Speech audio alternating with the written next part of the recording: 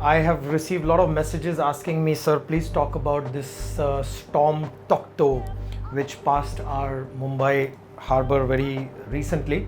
So this video is for everybody who's interested in the marine industry, for senior captains, officers, engineers, and all the trainees who are also looking to come into offshore or want some knowledge about marine industry.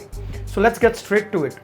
This storm or cyclone called Tauktae started from this point, and this I've already drawn for your reference, and it passed Mumbai on Monday sometime in the late afternoon.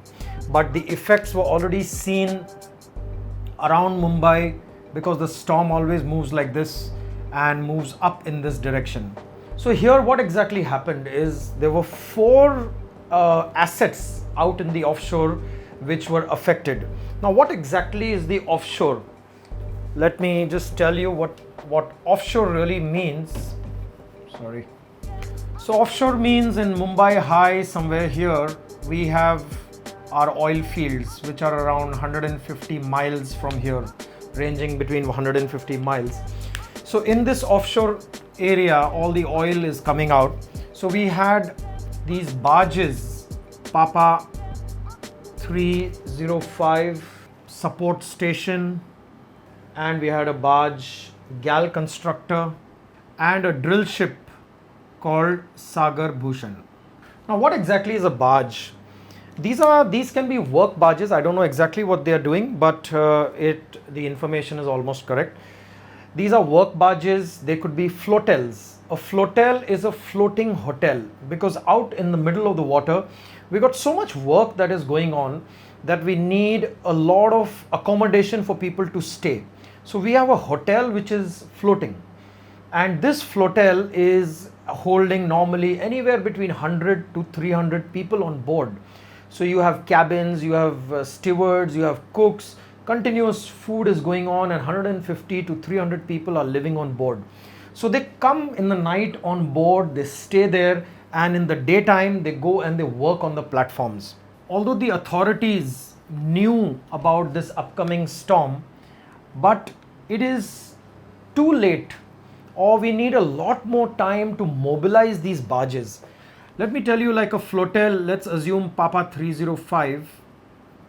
Papa 305 would mostly have about 8 anchors in the water, okay, in a star formation mostly. So they have 8 anchors in the water like this, and these 8 anchors are probably, it takes almost about maybe 7 to 10 days sometimes to lay these anchors down, and to pick it up can sometimes take even longer, because I've been on anchor handling ships and done a lot of anchor handling. How did this barge get here? It came there with some tugs, with some movement of small fellows who came and positioned it in place. It takes days to do this.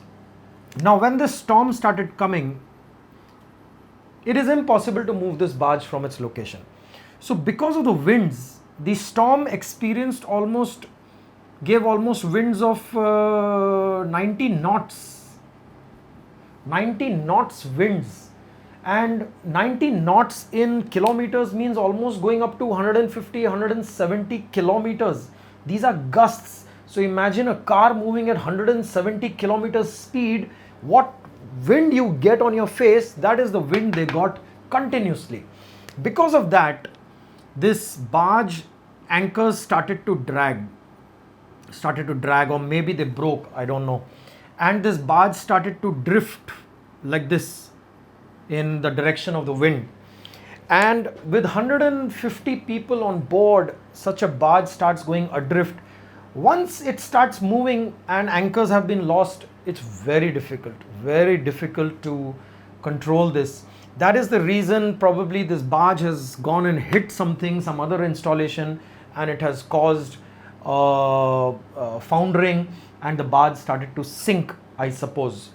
And I believe there is a water ingress in the barge gal constructor, and the ship Sagar Bhushan is actually a propelled ship. I don't know whether its propellers really work, because a lot of things are questionable.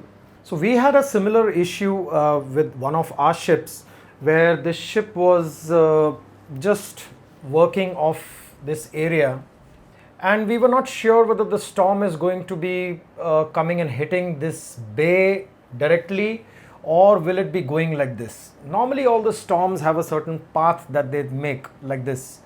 That's because of the rotation of the earth, and when it hits landfall it can swerve. This is all getting into meteorology, but we were stuck with a very complicated decision that if our ship is here and if we decide to go into port, if the storm is passing right from here, the port is going to get such bad winds that the ship is going to be unsafe inside the port.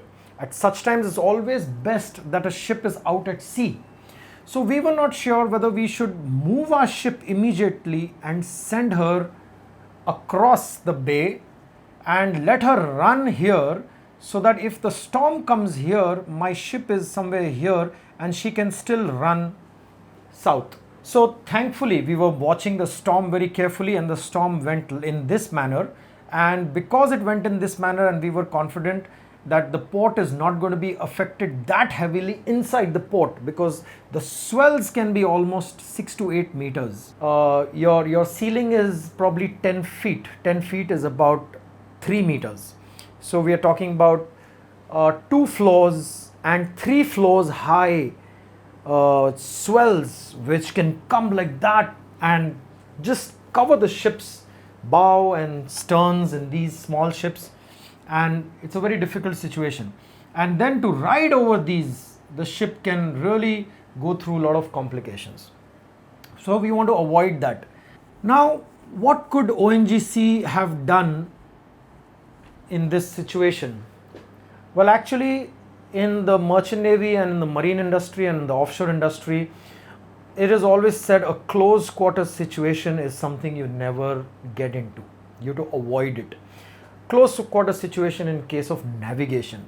But in this case, in the case of a storm coming, there is very little ONGC can do, because the barge is already here, and the barge, if the barge is going to get hit with such high winds, it's too late, as I mentioned, that the anchors cannot be removed. ONGC could have minimized the number of people on board this barge so that the number of lives at stake are much lesser. And also, I would say there has to be a long-term planning here, because safety of life has to be your primary concern. But for that, you have to have a long-term planning where you know monsoon is coming and you start demobilizing these assets. It is normally 25th May is a cutoff for the offshore industry, which DG Shipping has also laid down as rules, where you're not allowed to work beyond 25th May for certain projects unless they're taken approval from DG. However, because this storm has hit much earlier than 25th May, I think that's the reason we faced a bigger disaster. And probably we have to take this learning and get prepared even by the first week of May in the upcoming monsoon, the next monsoon, because the patterns are also changing. Monsoon is also changing. That's the reason maybe you can make long-term planning, you can start moving your assets out. And immediate basis, thanks to our Navy, they worked very hard. They took their own risks, you see. The Navy helicopters and the Navy ships, when they go out to save you, if you did not survive there, you can imagine what the naval ships have to do to pick you up from the water. It's an impossible task.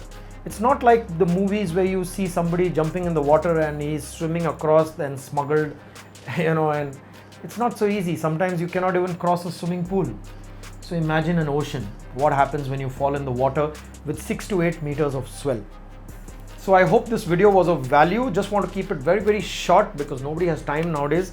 And don't forget to join me in my webinar, which is on 27th May. The link is below. The topic is the 6 proven ways to sail through an interview. You will never fear an interview again, and you'll be super confident and you'll kill it. See you.